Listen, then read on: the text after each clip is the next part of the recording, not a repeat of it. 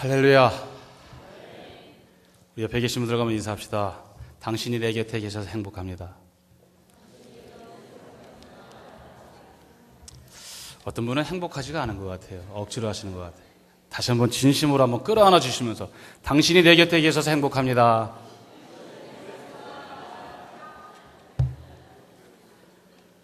오고 싶어도 올 수가 없고 그런 형편에 있는 처지에 있다가 이와 같이 신년을 맞이하는 귀한 행사에 출신 목회자 초청 예배를 드리는 가운데 부족한 종을 초청해 주셔서 감사한 마음으로 영광스러운 마음으로 왔습니다. 초대해 주신 우리 목사님과 장로님들 또 우리 성도들에게 진심으로 감사를 드립니다. 저에게는 이 부평 동부교회라고 하는 교회가 늘 잊혀질 수 없는 교회입니다. 아시는 분은 아시겠지만 교회의 첫 시작이 저희 아버님이 운영하시던 부평문화원 도서관에서 첫 예배를 드렸고, 또 주일학교만 성장해서 자란 것이 아니라 아까 목사님 말씀하셨듯이 1982년도 제 나이 그때 22살이었던 것 같아요. 형 동생 야 너 하다가 갑자기 어느 날 전도사가 됐습니다. 그때는 참 멋모르고 한 것 같습니다. 고 우상열 목사님께서 많은 사랑과 배려를 해주셔가지고 모교에서 이와 같이 봉사할 수 있도록 제가 88년도까지 교회에서 주일학교와 학생회를 지도하고 가르쳤었습니다. 아까 보니까 같이 봉사했던 우리 주일학교 때 선생님들, 우리 권사님도 계시고 세월이 지나도 여전한 모습을 갖고 계시는 것 같아서 참 기쁘고 반가웠습니다. 어떤 말씀을 드리면 좋을까라고 하는 생각을 갖다가 제가 이 동부교회를 섬기면서 가졌던 몇 가지 에피소드를 좀 말씀을 드리면 아마 여러분들 좀 마음이 좀 편해지지 않을까. 말씀드렸던 것처럼 저는 이 교회에서 자랐습니다. 학생회를 다니는데 그때 저희를 지도하는 부장 집사님이셨죠. 오늘 저 뵈니까 우리 조수영 장로님 계시는데 저희들을 참 잘 지도해 주셨어요. 근데 어떻게 됐는지 제가 학생회 임원 선거를 하려 하는데 저는 당연히 이제 어려서부터 다녔으니까 유아 세례를 받았는 줄 알았습니다. 근데 그 우상열 목사님한테 여쭤보니까 그때 세례를 안 받았다 그러시더라고요. 이제 학습 세례를 다시 받아야 된다. 다시 받는 게 아니라 이제 새롭게 받아야 되는 거죠. 10대 마음이라든지 이상한 반항심이 있어가지고 세례 안 받겠다고. 우리 조장모님은 저를 쫓아다니셨어요. 세례 받아야 된다고.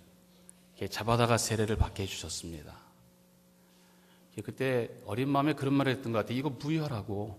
나중에 다시 받겠다고. 다시 받았을까요? 안 받았을까요? 세례는 한 번 받으면 끝입니다.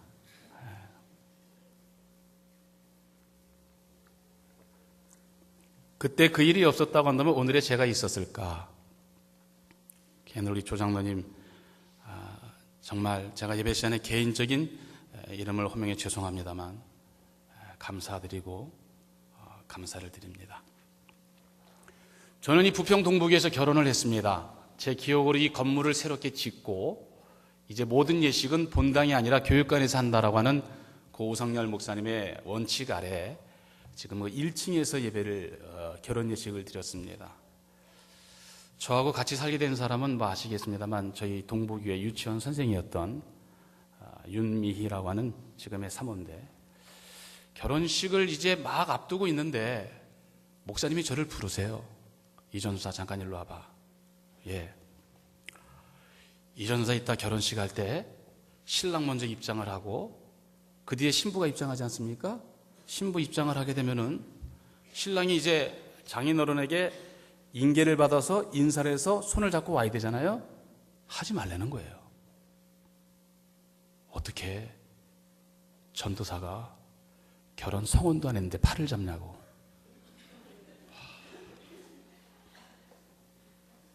어떡하면 제가 그 말씀대로 해야죠. 제가 안 나갔어요. 저희 집사람들 그 아가씨가 얼굴이 불그락 푸르락해지고 사람들은 웃고 결혼식을 시작하기 전에 목사님께서 설명을 하시더라고요. 제가 전도사의 결혼이기 때문에 손을 잡지 말라고 말했다. 사실 그 전에 손 잡아봤습니다. 주일학교 전도사로 봉사를 하면서 여름 성경학교 때마다 선생님들이 수고를 많이 합니다. 그래서 해마다 위로회라고 하는 것을 하죠. 제 기억으로 그때도 아마 성경학교를 마치고 위로를 했던 거라고 생각이 되어져요. 여자 선생님들, 남자 선생님들 다 같이 이제 저 강촌이라고 하는 곳에 놀러를 갔던 거로 기억을 합니다. 뭐 사실 물가에 놀러 갔지만 수영복 입은 것도 아니거든요. 자기가 입고 갔던 옷들 반바지, 티셔츠 입고 물놀이를 했어요. 그리고 갔다 왔는데 난리가 났습니다. 누구한테? 우리 고우상열 목사님한테. 어떻게 여자 남자 같이 물놀이를 하냐고. 그때 제가 전도사를 하고 부장으로 지금은 아마 다른 교회 가신 박장수 집사님, 그때 집사님이었는데 설교를 3주 동안 못했습니다. 하지 말라고. 근신을 받았죠. 저에게는 그 당시에 그런 모든 것들이 지금은 다시 되돌릴 수 없는 아름다운 추억이고, 저에게는 고 우상열 목사님이라고 하는 분은 큰 어른이시고, 또 보잘것없는 저희지만 오늘 이와 같이 목사라고 하는 직함을 가지고 이렇게 본교회에 와서 설교할 수 있는 영광스러움도 가지게 되고, 다시 한번 우리 고 우상열 목사님과 또 그 오랜 시절에 함께했던 모든 분들에게 이 자리를 빌어서 다시 한번 진심으로 감사를 드립니다. 아침에도 잠깐 말씀을 드렸습니다만 저는 참 행복한 사람인 것 같습니다. 프랭카드에 있는 말씀과 같이 오직 하나님의 은혜라고 했는데, 어떻게 보면 좀 건방진 소리가 될는지 모르겠습니다만 부평동북의 50년 역사에 담임 목사님이 4분 계십니다. 고우상열 목사님, 김용택 목사님, 손은재 목사님, 또 강길수 목사님. 맞죠? 제가 이 4분이 심호할 때 다 이 자리에서 설교를 했다라고 하는 것, 저에겐 큰 영광입니다. 한 12년 전에도 한번 낮 예배를 해 주셨으면 좋겠다라고 하는 요청이 있어서 제가 열일 다 뒤도 안 돌아보고 우리 교회에다가 저 가야 됩니다. 모교회에서 부릅니다. 저에게 영광입니다. 그리고 왔던 적이 있습니다.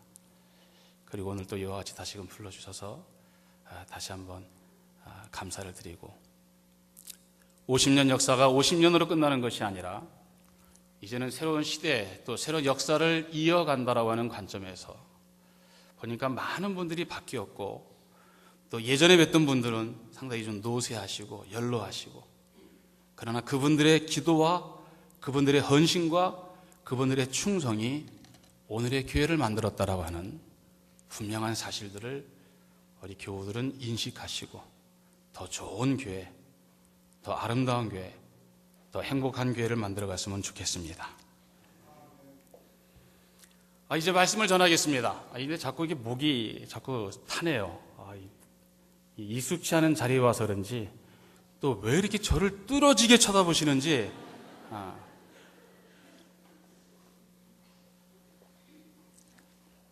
어느 시골에 믿음이 좋은 한 여집사님이 살고 계셨습니다.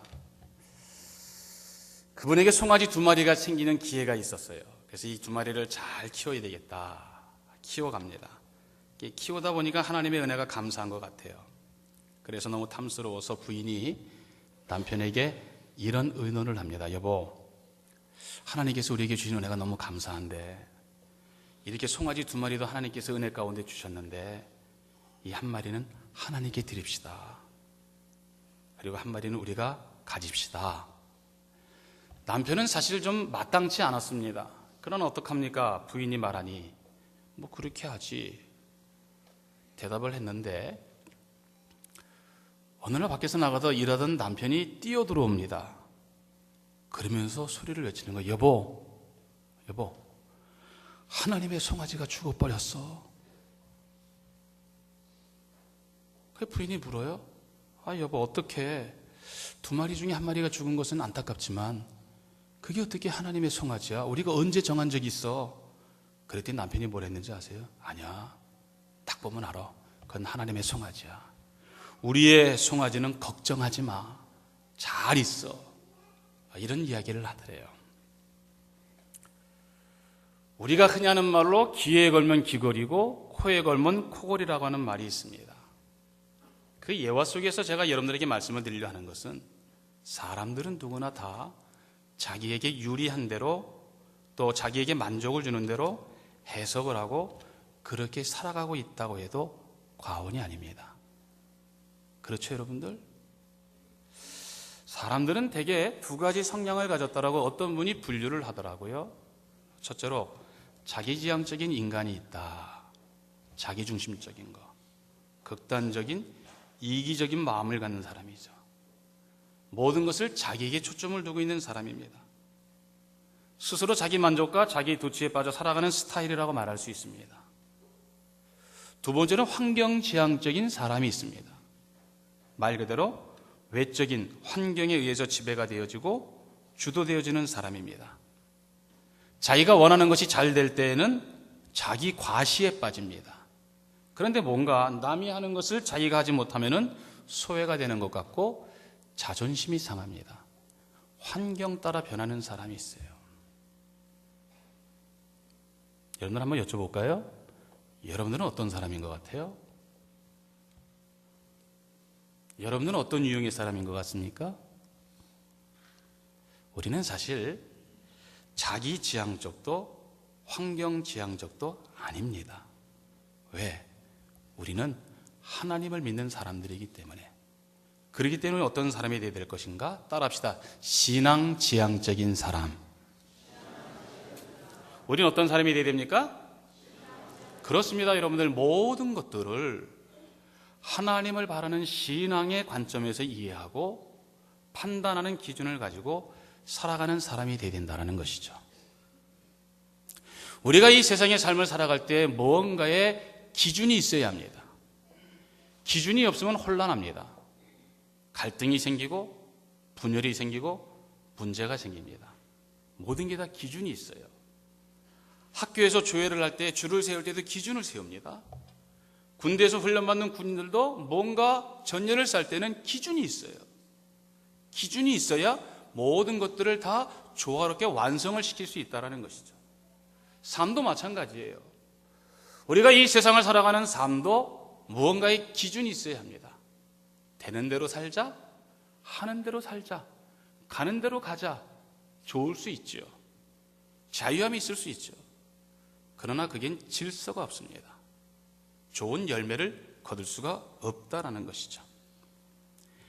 오늘 특별히 설립 50주년을 맞이한 오늘 이 부평 동북에 속한 모든 성도 여러분들, 오늘 여러분들은 분명한 삶의 기준을 가질 수 있는 성도들이 될 수 있게 되기를 주님의 이름으로 축원합니다. 결국 여기서 말하는 삶의 기준은 신앙의 기준을 말하는 것이죠. 우리가 어떤 모습을 가져야 삶의 기준이 분명한 성도로서 삶을 살아갈 수 있을까? 오늘 여러분들과 우리 목사님과 함께 교독해 왔던 말씀을 통해서 그게 세 가지를 생각해 보고 싶습니다. 첫째로 삶의 목적의 기준입니다. 삶의 목적의 기준. 즉 우리들의 삶의 목적의 기준은 어디에 두어야 될까? 어디에 두어야 될까요? 죄송하지만 한번 좀 따라하면 좋겠습니다. 하나님을 찾는 것이다. 하나님을 찾는 것이다. 여러분들 그래요. 우리가 이 세상의 인생의 삶을 살아가는 목적을 나름대로 많은 것들을 가질 수 있지만 우리 믿음의 관점, 신앙의 관점에서 우리가 가장 먼저 생각해야 하는 것은 하나님을 찾는데 우리 삶의 목적을 둬야 된다는 것이죠. 사실 성경은 앞뒤를 다 봐야 됩니다만, 아침에도 설교를 했습니다만 약간 좀 앞뒤 자르고 뒤 자르고 해서 좀 뭔가 좀 이상합니다만, 여러분들이 성경을 잘 아시는 분들은 잘 이해하시고 또 좀 미흡하신 분들은 나중에 가서 한번 찾아보십시오. 오늘 여호사밧이라고 하는 왕이 나옵니다. 여호사밧은 유다의 왕입니다. 그런데 그의 모습을 보니까 나름대로 유다의 왕들 가운데 분명한 신앙의 가치관을 가지고 어떤 면에서 보면 하나님의 축복을 받았던 사람이 아닌가 생각해 볼 수 있어요. 왜? 성경 몇 군데를 제가 한번 보겠습니다. 17장 3절을 보십시오. 여호와께서 여호사밧과 함께 하셨으니, 함께 하셨대요. 누가? 하나님이. 17장 5절을 보십시오. 여호와께서 나라를 그의 손에서 견고하게 하시매. 어떻게 하셨어요? 제 말이 안 들립니까? 어떻게 하셨어요? 견고하게 하셨어요. 17장 10절 여호와께서 유다 사방의 모든 나라에 두려움을 주사 여호사밧과 싸우지 못하게 하매 하나님께서 유다에 있는 여러 나라들을 하나님께서 오히려 두려움을 줘가지고 여호사밧에게 덤비지 못하게 했다는 거예요. 누굴 지켜주는 거예요? 누굴 지켜주는 거예요? 대답이 시원찮은 거는 말씀 전하는 자가 시원찮은 것 같아요. 제가 여쭤보면은 세상 말로 말해서 좋은 말로 할 때 대답하십시오. 하나님의 말씀은 자꾸 자기의 입으로 고백할 때 은혜가 되고 축복이 되는 줄로 믿습니다. 자, 역대하 17장 12절에 보니까 여호사밧이 점점 강대하여 확장이 돼가고 있어요. 18장 1절을 보십시오. 여호사밧이 부귀와 영광을 크게 떨쳤고 부끄러울 것, 부족한 것, 모자란 것 없는 사람이에요. 한마디로 하나님께서 그의 삶을 지켜주시고 모든 것들을 채워주시고 보호해 주시니까 그냥 자기는 가만히 있어도 걱정이 없는 사람이에요. 근데 이게 문제라. 18장 1절 말씀 가운데 보니까 이처럼 승승장구하던 여호사밧이 하나님께서 자기에게 나라를 맡겨주어 태평성대를 누리게 해줬다라고 하는 사실을 잊어버리고 하나님의 뜻을 저버리는 잘못된 행위가 나옵니다. 18장 1절 이하의 말씀 가운데 보니까 이 여호사밧이 자기의 자녀와 사돈을 맺게 되어지는 상대방이 누군가 하면은 이스라엘의 왕이었던 아합 왕이에요. 그의 딸과 자기의 아들과 정락 결혼을 시키는 거예요. 근데 여러분들 성경에 나오는 이스라엘의 왕들 가운데 가장 사악한 왕이 누굽니까? 아합입니다. 왜? 부인을 잘못 만나서. 부인이 누구예요? 이세벨입니다. 혹시 저 이경조 목사와 같은 사람이라고 생각하지 마십시오. 아무튼 그렇습니다. 좋은 믿음의 가문을 이루어야 할 텐데 그냥 정략적으로 좀 뭔가 나라와 유대 연대를 맺으면 더 강해지지 않겠는가 이런 생각 속에 한마디로 우상을 섬기는 며느리를 자기의 집안의 며느리로 맞이하게 됐다는 것이죠. 사람이란 이상한 습성이 있어갖고 한 번 잘못된 길로 갈 때 그거를 빨리 돌이키면 좋은데 그렇지 못할 때가 간혹 있습니다. 여호사밧도 그랬던 것 같아요. 18장 3절에 계속이에 나오는 말씀을 보니까 그 이스라엘의 아합 왕이 소위 말하는 연합군을 만들어 전쟁을 하자고 합니다. 그때 여호사밧은 사실 하나님의 인도를 받는 왕이기 때문에 하나님의 뜻을 물어보고 하나님의 명령에 움직이게 되는데 과정 속에 보면 그런 모습도 가지려는 모습을 가지고 있었지만 결국에 가서는 잘못된 선지자들의 꼬임에 넘어갔던 아합과 그의 제안에 넘어가서 연합군을 형성해갖고 전쟁을 하게 됩니다. 한마디로 하나님의 뜻이 아니에요. 전쟁에 나간 거예요. 결과가 어땠습니까? 아합 왕은 죽음을 당합니다. 그리고 겨우 여호사밧은 살았어요. 오늘 본문의 말씀에 1절에도 그런 말이 있잖아요. 여호사밧이 예루살렘에 살더니 유다 왕 여호사밧이 평안히 예루살렘에 돌아와서 사실 평안히 돌아왔다라고 하는 것은 제가 볼 때는 생명을 건졌기 때문에 이렇게 표현한 것이 아니겠는가. 전쟁에 나가 패하고 연합으로 싸웠던 아합 왕은 죽고 한마디로 수치스러운 일 아니겠습니까? 이때 여호사밧을 찾아왔던 사람이 누구냐면 당시의 선지자 예후입니다. 예후라고 하는 선지자가 여호수를 찾아와서 오늘 본문에 있는 말씀을 말씀해 주고 있는 거예요. 예후가 뭐라고 말을 합니까? 오늘 말씀 가운데 2절에 그런 말을 하죠. 하나님의 아들 선견자 예후가 나가서 여호사밧 왕을 맞아 이르되 왕이 악한 자를 돕고 누굴 도왔어요? 우리 찬양대가 아까 찬양 소리는 너무 멋있던데 지금은 소리가 잘 안 나네요. 누굴 도왔습니까? 죄송합니다. 제가 옛날 일을 또 회상하려니까 우리 지혜하시는 집사님이십니까? 예. 예전에 우리 교회, 이 동부교회에 박준칠 목사님이 계셨죠.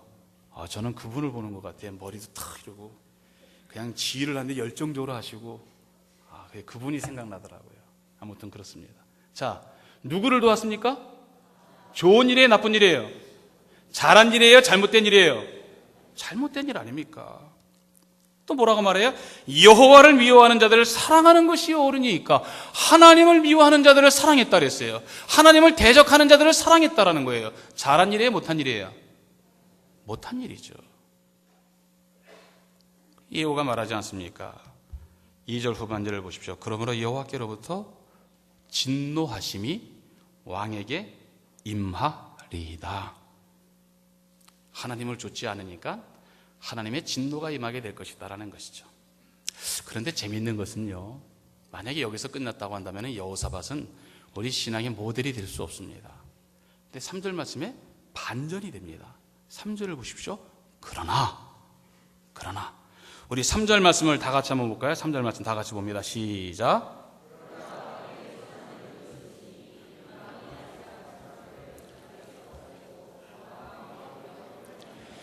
왕에게 선한 일이 있으니 이는 왕이 아세라 목상들을 이 땅에서 없애고, 하나님은 우상을 싫어합니다. 우상을 없앴다라는 거예요. 마음을 기울여 정성을 다했다라는 것이죠. 누구를 찾았습니까? 하나님을 찾았어요. 하나님을 찾았어요. 삶의 목적이 뭐가 되어야 된다 그랬어요? 하나님을 찾는 게 되어야 된다 그랬는데, 오늘 여호사밧은 이런 모습을 가졌다라는 것이죠. 이후에 다시 전쟁이 나옵니다. 20장 1절에 보니까 모압 자손과 암몬 자손들이 미혼 사람들과 함께 여호사밧을 치고자 한지라 전쟁이 나요. 이번엔 연합군이 쳐들어옵니다. 걱정되죠? 근심되죠? 그때 여호사밧이 어떤 모습을 가졌습니까? 우리가 보지 않았습니다. 20장 3절 말씀해 보니 여호사밧이 두려워하여 여호와께로 낯을 향하여 간구하고 온 백성에게 금식하라 공포하며 여호와께 간구하더라. 누굴 찾았어요? 누굴 찾았어요? 여호와 하나님을 찾은 거예요. 여호와 하나님. 하나님만 의지했다라는 것이죠. 하나님께만 기도한 거예요. 하나님을 찾는 삶으로 자기의 위기와 어려움을 해결하려 하는 그 삶의 가장 기본적인 원리를 되찾았다라는 것이죠. 여러분들이 잘 아는 아모스 선지자는 아모스 5장에 말하지 않습니까? 너희는 나를 찾으라. 따라합시다. 그리하면 살리라. 어떻게 돼요? 산다 그랬어요. 하나님을 찾는 자가 살아요. 아모스 선지자는 하나님의 대언자입니다. 아모스 선지자가 외치는 너희는 나를 찾으라. 나는 누구의 하나님을 말하는 거 아니겠습니까?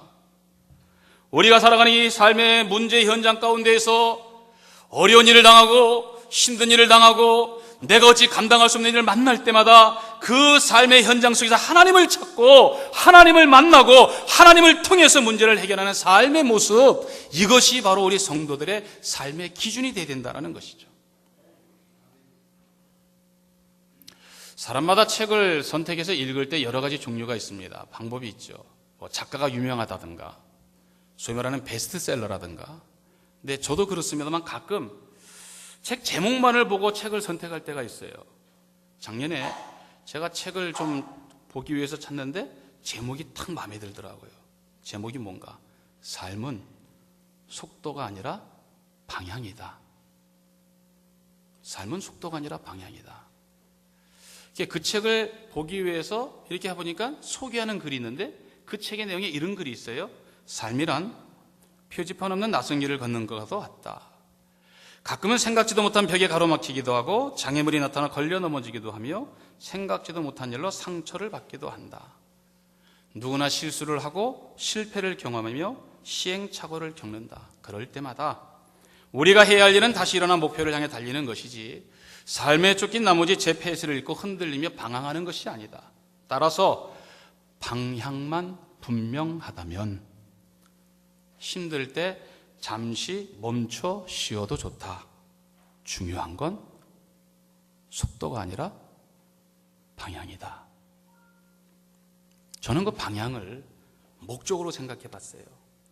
우리의 목적만 분명하다고 한다면은 빨리 가는 게 중요한 게 아니잖아요. 더디 가도 우리가 그 목적을 잃어버리지 않으면 되는 거 아니겠습니까? 그 목적을 향해 가다가 어려움이 있고 고난이 있고 좌절이 있고 실패가 있고 이런 상황 속에 있다 한다 할지라도 그 목표를 잃어버리지만 않으면 되잖아요. 다시 일어나면 되지 않습니까? 우리의 목표가 뭡니까? 우리의 목표는 하나님을 찾는 거예요. 하나님을 찾는 거. 그래서 우리가 살아가는 삶 가운데 그 방향을 향하여, 목적을 향하여 하나님을 찾기 위하여 나가는 삶의 목적이 우리 삶 속에 분명히 있어야 된다는 것이죠. 뭐 늘 듣고 하는 말입니다만 우리 인생이라고 하는 것은 일생입니다. 한 번 사는 거 아니겠습니까? 한 번 살다가 우리가 정말 우리의 본향 저 천성을 향해 가는 것이라고 한다고 한다면은 인생의 삶에 누구를 찾겠습니까? 무엇을 찾으며 살겠습니까? 나의 생명의 구세주 되신 우리 주님을 통한 하나님을 찾아야 되지 않겠는가? 하나님을 찾는 것이 우리 인생의 가장 행복한 길이고 하나님을 찾으며 살아가는 것이 가장 기쁘게 사는 길이라고 하는 이 믿음의 확신 속에서 하나님을 찾는 이러한 삶의 목적을 우리가 분명히 가지고 살아간다고 한다면 어려움도 어려움이 아니에요. 슬픔도 슬픔이 아니에요. 잠시 나를 흔들어 놓는 것뿐이지만 우리는 그 목적을 향해 갈 수 있는 희망을 가지고 하나님을 찾아야 된다는 것이죠. 하나님을 찾는 목적을 잃어버리지 않는 사랑하는 동부교회 성도들이 다 될 수 있게 되기를 주님의 이름으로 축원합니다. 두 번째는 삶의 동기의 기준입니다. 우리들의 삶의 동기의 기준은 어디 있을까? 따라합시다. 한번 또. 하나님을 위해 사는 것이다. 누구를 위해 삽니까? 하나님을 위해 산다라는 것이죠. 모든 일엔 여러분들 동기가 있지 않습니까? 사업을 할 때에도, 어떤 일을 할 때에도 내가 이거를 왜 해야 할 것인가? 이 일을 통해서 어떻게 해야 할 것인가? 라고 하는 것을 생각해 봐야 된다는 것이죠. 오늘 본문의 말씀에 여호사밧은 실패를 통해서 뼈저린 경험을 하게 됩니다. 그러면서 그가 가졌던 행위가 어떤 행위인가? 4절에 이런 말씀이 있어요. 여호사밧이 예루살렘에 살더니 다시 나가서 부엘사바에서부터 에브라임 산지까지 민간에 두루 다니며 그들을 그들의 조상의 하나님 여호와께로 따라합시다. 돌아오게 하고 어떻게 했다 그랬어요? 돌아오게 했다라는 거예요. 돌아오게 했다라는 게 뭡니까? 가던 길에서 잘못된 것들을 누이치라는 거 아닙니까? 깨달으라는 거 아닙니까? 잘못된 방향을 올바로 수정하라는 거 아니겠어요? 그래서 돌아와서 어떻게 살아라? 그 잘못된 모든 것들을 누이치고 이제는 하나님을 위해 살아라. 하나님을 위해 살아라. 이걸 말씀하고 있다는 것이죠. 흩어져 있는 생각들, 흩어져 있는 계획들, 흩어져 있는 모든 삶의 모습들을 하나님 위해 살도록 돌이켜라. 이것이 살 길이고 다시 일어날 수 있는 희망의 길이다라는 거예요. 그래서 우리는 우리들의 삶의 동기를 다시금 재정비해 볼 때, 내가 하나님을 위해 살아야 되겠구나 하는 이런 생각과 마음을 가져야 된다는 것이죠.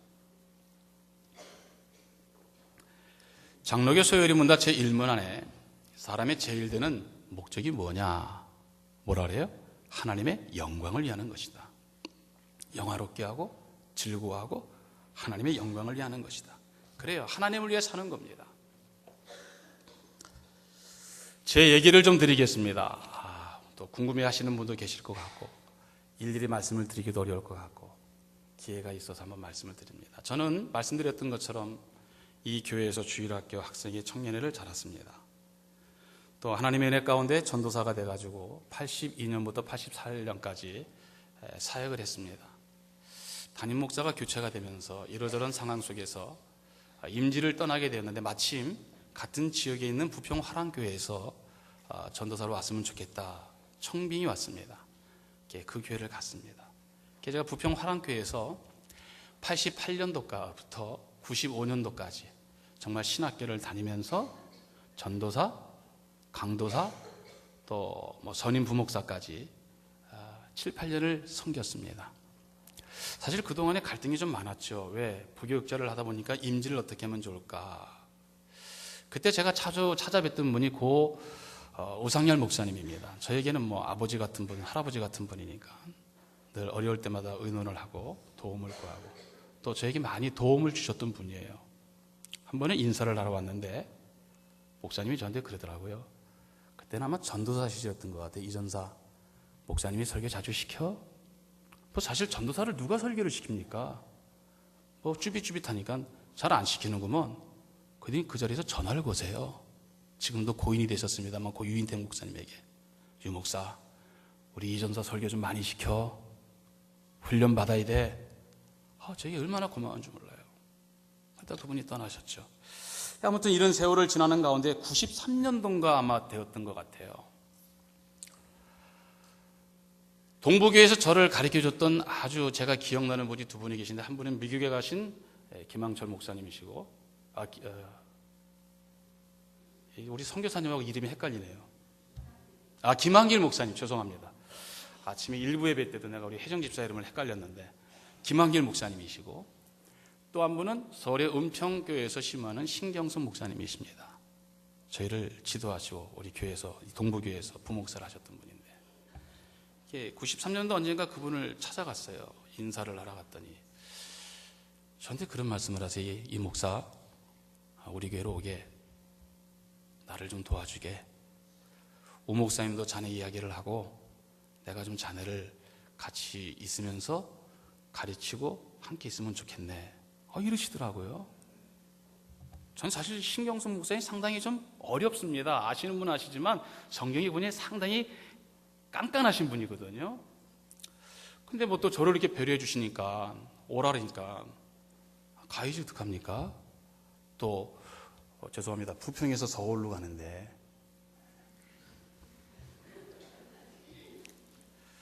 그래서 이제 목사님한테 오는 걸로 다 약속 아닌 약속을 하고, 그 주간에 마침 제가 한 주 휴가를 받아가지고 잘 놀다가 왔어요. 교회, 부평 하랑교회. 그랬더니 분위기가 좀 이상합니다. 그랬더니 담임 목사님이 저를 불러요. 이 목사, 내가 언제 당신 보러 나가라 그랬어?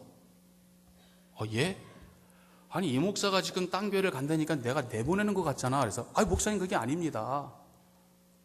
저는 순수한 마음으로 시기도 됐고 이래서 이제 갈라 그랬는데, 유인태 목사님은 또 어떤 얘기를 들으셨는지 저를 또 이상하게 말씀을 하시더라고요.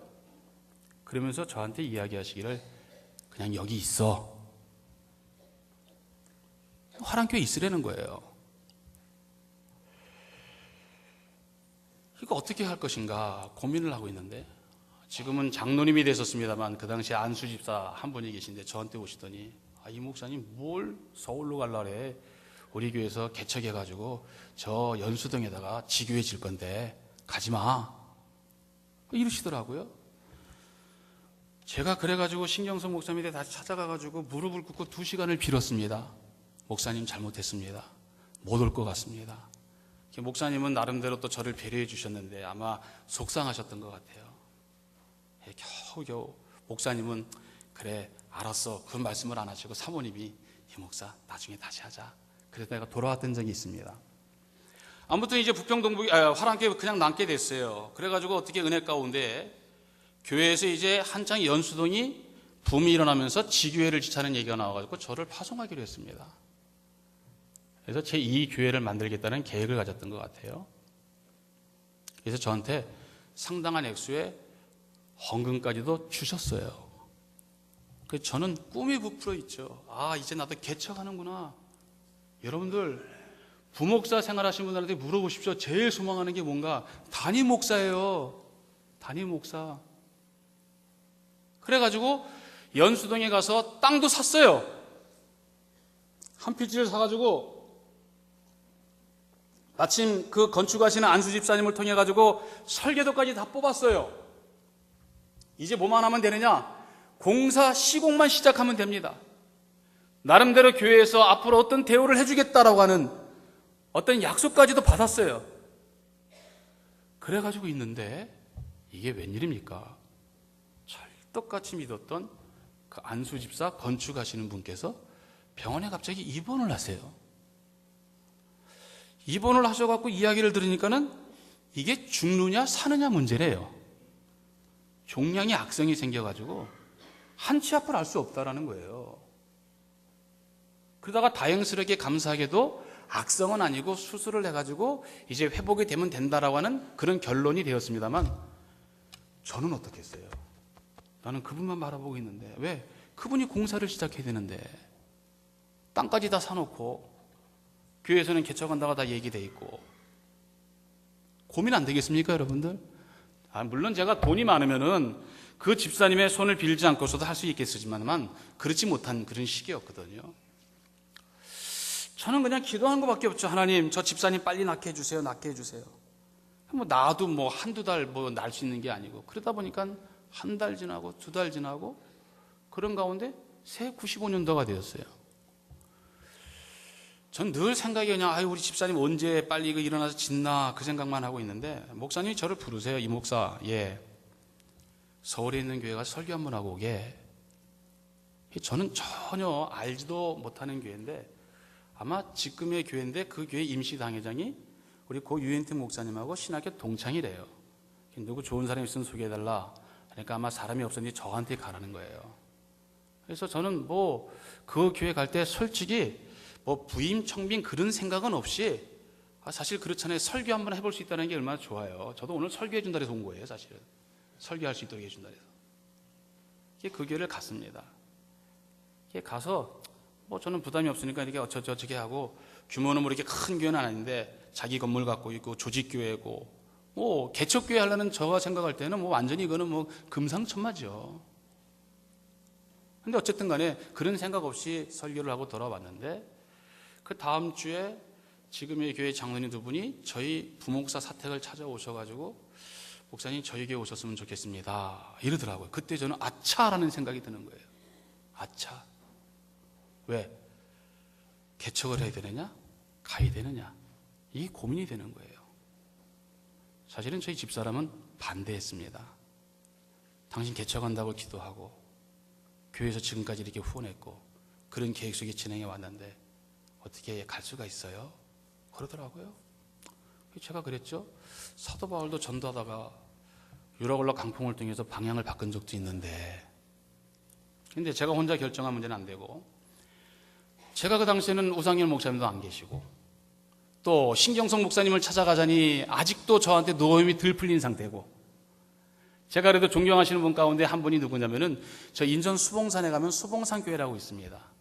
아주 김범선 목사님이라고 하는데 아주 목회를 교회 중심으로 잘 하시는 분이에요. 마침 저희 친구가 그 교회에서 부목사 생활을 아주 오랫동안 했기 때문에 가서 뵙기도 하고 또 밥도 사줘서 먹기도 하고 이런 얘기 저런 얘기도 했던 그런 분인데, 우리 친구한테 부탁해, 야, 니네 목사님한테 한번 여쭤보자. 그게 갔어요. 김범선 목사님한테 이런저런 얘기를 하고 말씀을 드렸어요. 목사님, 어떻게 하는 게 좋을까요? 그랬더니 그분이 그러세요. 이 목사, 그분은 지금 자기 본교회 출신교회 지금 담임으로 오신 분인데 그러더라고요. 나도 사실은 서울에서 개척하려고 하다가 다 준비했다가 이 교회가 오라 그래서 왔어. 우리 같은 사람들 불러주는 게 얼마나 고마워. 나를 필요로 하는 데가 있다는 게 얼마나 고마워. 그게 하나님의 뜻 아닐까? 가라 말라 이 말씀도 안 하시고 그렇게 말씀을 하시더라고요. 그래서 제가 그 말씀을 듣고 마음의 결심을 합니다. 그렇구나. 개척을 하는 것도 물론 교회를 하는 거지만 그래도 하나님을 위해서 사는 것, 하나님이 더 원하시는 것, 그것은 바로 뭘까? 내가 목회를 하게 돼야 하는 동기 속에서 어떤 하나의 중요한 계기로 삼아야 될 게 뭘까? 가는 거구나. 그래서 갔습니다. 그래서 내년이면 20년, 흔히 말하는 원로 목사가 될 수 있는 연령이 됐습니다. 아직 저는 젊어요. 이제 54입니다. 제가 드리고 싶은 말씀은 그거예요. 우리가 우리의 삶의 모든 동기를 나 자신 하나 편하고 나 자신 하나 좋은 거 구하려면 얼마나 많이 있을 수 있겠어요? 그러나 하나님을 위해 사는 그런 동기를 우리 속에 갖는다고 한다면은 때로는 그것이 나에게 어떤 아픔이 될 수도 있고 괴로움이 될 수도 있지만, 그러나 우리 하나님은 합력하여 선을 이루시는 분이시기 때문에 좋은 것으로 채워주실 줄로 믿습니다. 부족하지만 지금 한 교회를 섬기면서 여러 가지 교회 사랑을 받으면서 지금까지 세상말로 쫓겨나지 않고 있습니다. 사랑하는 성도 여러분들, 오늘 여러분들에게 주신 건강이 있습니까? 하나님이 주시는 재물과 재능이 있습니까? 그거를 누구를 위해서 사용해야 될까요? 나의 명성이 아니라 하나님을 위해서 사용할 수 있는 이런 삶의 동기를 가져서 이런 성도들이 모이는 이 부평 동부교회가 하나님을 기쁘게 하는 교회가 될 수 있게 되기를 주님의 이름으로 축원합니다. 세 번째 생각할 수 있는 삶의 동기입니다. 우리가 특별히 이 땅에 살아가면서 어떤 삶의 동기를 가져야 될 것인가? 그것은 바로 삶의 방법입니다. 삶의 방법. 다시 말해서 우리들의 삶의 방법의 기준은 어디에 있을까? 따라합시다. 하나님의 뜻을 이루는 것이다. 뭘 이루는 거예요? 하나님의 뜻이에요. 시간이 많이 갔네요. 빨리 끝나라고 핸드폰 돌리는 것 같고. 자, 6절 말씀을 한번 보겠습니다. 6절 말씀에 이런 말씀이 있어요. 재판관들에게 이르되 너희가 재판하는 것이 사람을 위한 것인지 여호와를 위하여 할 것인지를 잘 살피라. 너희가 재판할 때 여호와께서 너희와 함께 하심이라. 이와 같이 말해요. 오늘 특별히 여호사밧이 잘 살피라 그랬어요. 잘 살피라. 이 잘 살핀다라고 하는 말이 결국 뭐예요? 하나님의 뜻을 살펴봐야 된다는 것이죠. 세우신 재판관이지만 네 마음대로 네 생각대로 하는 게 아니에요. 재판관을 통해서 하나님의 뜻이 이루어지도록 판결을 하라는 거 아니겠습니까? 하나님을 대리한다라는 거예요. 오늘 우리 믿음의 성도들 이 땅에 살아가면서 결국 우리는 하나님을 대리하는 자들이에요. 그렇다고 한다면 내 직분이 목회자든 장로든 집사든 아무런 직분이 없는 평신도이건 간에 우리는 우리들의 삶의 방법의 기준은 내 뜻이 아니라 하나님의 뜻을 이루어야 되겠다, 이런 마음을 가져야 된다는 것이죠. 저에게 청년 이야기를 한번 하고 마칠까 합니다. 제가 어려서부터 키웠던 여자 청년이 하나 있어요. 이 아이가 고등학교 졸업할 쯤 되니까 자기의 꿈이 스튜디오스가 되는 거래요. 비행기 승무원 되는 거. 그러더니 아주 이 아이가 기도도 열심히 합니다. 또 더불어서 교회도 열심히 나왔어요. 청년회에서 신대를 반주하고 또 오예배나 심야기도 수예배 때 정반주자가 못 나면 자기가 반주를 하고 예배 시간 빠지지 않고 열심히 봉사를 합니다. 또 여러 가지 공부를 하는 가운데 이제 호주에 가서 어학연수를 하고 계십니다라고 하는 말을 하는데 그 어학연수를 가기 위해서 아르바이트를 했었어요. 아르바이트를 할 때도 시간을 정하는 게 그 아르바이트 고용하는 사람한테 시간을 맞추는 게 아니라 나 이 시간은 교회 가서 봉사해야 되니까 이 시간은 빼주십시오. 나머지 시간을 하는 거예요. 그렇게 열심히 했습니다. 그리고 연수를 갔다 와서 또 승무원대 교수님 학교만 졸업해서 안 되더라고요. 또 학원도 있더라고요. 열심히 학원을 다녀요. 영어 시험도 보고 자격 시험도 보고, 그리고 드디어 시험을 보게 됐습니다. 우리나라의 K항공사, 이름을 말하면 또 광고가 될까 봐. K항공사 시험을 치르고 왔어요. 붙었을까요? 떨어졌을까요? 대답을 안 해요. 아침에는 붙었을까요? 떨어졌을까요? 선거에서 떨어졌어요 이러던데. 아니 붙었어요 이러던데. 다시 한번 여쭤볼게요. 붙었을까요? 떨어졌을까요? 예? 정보가 센 것 같아요. 떨어졌습니다. 떨어졌어요. 봉사 잘했죠? 헌신 잘했죠? 열심히 공부했죠? 뭐 하나 부족합니까? 떨어졌어요. 얘가 수요일날 반주를 안 와요. 전사님이 전화를 해보니까 마음을 갖다가 좀 다스리느라고 바람 쐬고 있대요. 주일날 교회를 왔습니다. 이 아이가 그래도 감사헌금을 냈어요. 제가 감사헌금 그 내용 적혀 있는 거를 지금도 기억해서 그대로 소개를 합니다. 이 청년이 감사헌금을 냈는데 뭐라고 냈는가? 하나님, 너무합니다. 내가 그렇게 열심히 기도하고 봉사했는데 떨어지다니 원망스럽습니다. 이렇게 냈더라고요.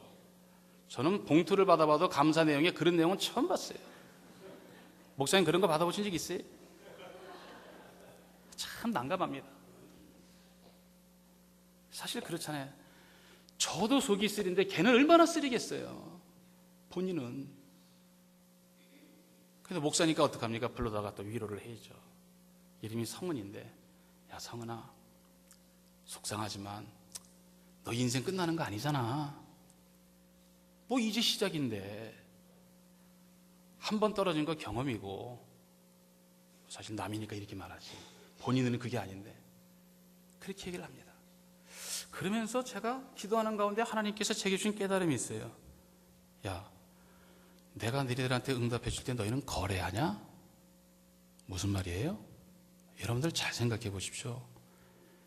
여러분들 하나님께 기도할 때 하나님 나 승진시켜 주시면, 나 취직시켜 주시면, 나 합격시켜 주시면 열심히 봉사할게요. 그렇게 기도하죠. 그게 맞는 거예요? 하나님께 거래하자는 거 아닙니까? 하나님, 내가 이와 같이 할 테니까 나 합격시켜 주십시오. 취직시켜 주십시오. 제 생각에 그런 생각이 들어요. 야, 너도 성은아, 하나님께 기도할 때 너 열심히 봉사한 거, 헌신한 거 합격시켜달라고 한 거냐? 그러면 안 돼. 안 돼.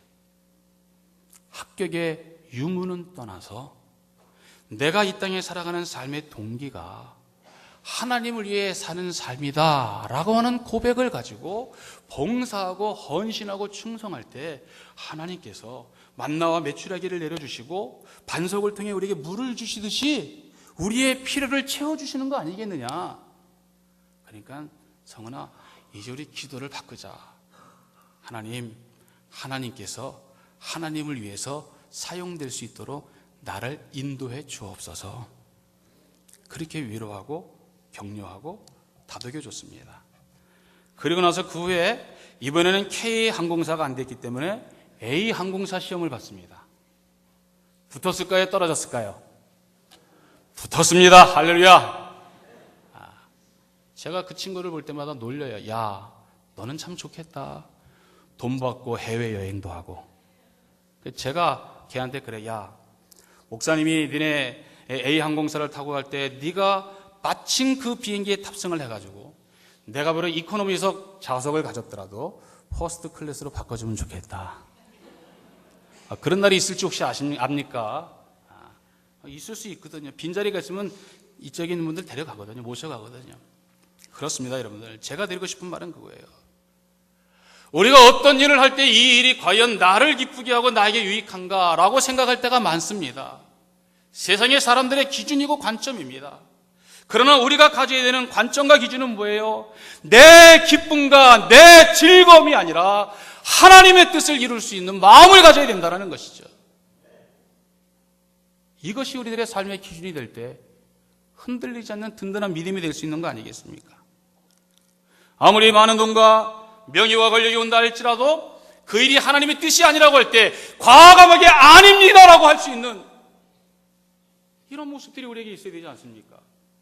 돈 때문에 신앙 버리고 명예 때문에 신앙 버리고 그런 사람들이 얼마나 허다하게 많습니까? 저 사람이 그럴까라고 생각했던 사람들 가운데에도 그것 따라가는 사람들이 얼마나 많아요. 그거는 삶의 기준이 잘못된 거예요. 잘못돼도 한창 잘못됐다는 것이죠. 목표가 분명하고 동기가 분명하고 방법이 분명한 이 믿음의 사람들로서 세워갈 수 있는 오늘 이 아름다운 부평 동부교회가 될 수 있게 되기를 주님의 이름으로 축원합니다. 오늘 결론적으로 말씀을 7절을 볼까요? 7절 말씀을 다 같이 한번 보겠습니다. 상가 행하라. 우리의 하나님 여호와께서는 불의함도 없으시고 치우침도 없으시고 뇌물을 받으는 일도 없으시니라 하니라. 우리의 하나님은 분명하신 분이에요. 정확하신 분입니다. 명철하신 분이시고요. 능력이 많으신 분입니다. 오늘 저는 여러분들에게 이와 같이 설리 50주년을 맞이하는 귀한 자리에 초대를 받아서 어떤 말씀을 전할까 하다 이 말씀을 전했어요. 오늘 제가 드렸던 세 가지 말씀을 다시 한번 생각해 보십시오. 우리의 삶의 목적의 기준은 하나님을 찾는 거라 그랬어요. 우리의 삶의 동기의 기준은 하나님을 위해 사는 거라고 했습니다. 세 번째로 우리의 삶의 방법의 기준은 뭐예요? 바로 하나님의 뜻을 이루며 사는 것이다. 사실 여러분들 제가 세 가지로 나눴지만 이 세 가지가 하나예요. 하나가 세 개 아닙니까? 하나님을 찾는 것, 하나님을 위해 사는 것, 하나님의 뜻을 이루는 것 똑같지 않습니까? 똑같지 않아요. 결국 뭐예요? 하나님이에요. 하나님. 따라합시다. 나의 삶의 기준은 뭘까요? 하나님입니다. 제가 아까 주보를 보다가 그거를 발견했어요. 우리 교회는 하나님의 나라 이루어가는 신앙 공동체로서 하나님 나라의 실존을 알리며 하나님 나라의 완성에 동참하며 하나님 나라의 삶을 선험하는 통합적이고 균형 잡힌 교회를 향하여 나아갑니다. 동부교회는 결국 하나님의 하나님, 하나님이 중심이고 하나님을 나타내는 교회. 오늘 사랑하는 모든 성도들도 오늘 여러분들의 삶의 기준을 하나님으로 생각하시고 정하시고 확증하시고 지금까지도 그랬지만 남은 생에도 하나님을 기쁘게 하며 교회를 더욱더 영광스럽게, 그래서 동북의 역사가 50년으로 끝나는 것이 아니라 100년을 이루고 대대자자손손들에게 이어질 수 있는 아름다운 하나님의 영광스러운 교회가 될 수 있게 되기를 주님의 이름으로 축원합니다. 거룩하신 하나님 감사합니다. 창립 50주년 신년주일 기념을 맞이하여 부족한 종을 통해 말씀을 전하게 하심을 감사합니다. 특별히 사랑하는 교회 지금까지 함께 하신 하나님, 앞으로의 역사 가운데도 함께 하시고 삶의 기준이 분명한 성도들의 모임을 통해 하나님을 기쁘게 하는 부평 동부교회가 될 수 있도록 축복하여 주시옵소서. 예수님의 이름으로 기도드리옵나이다. 아멘.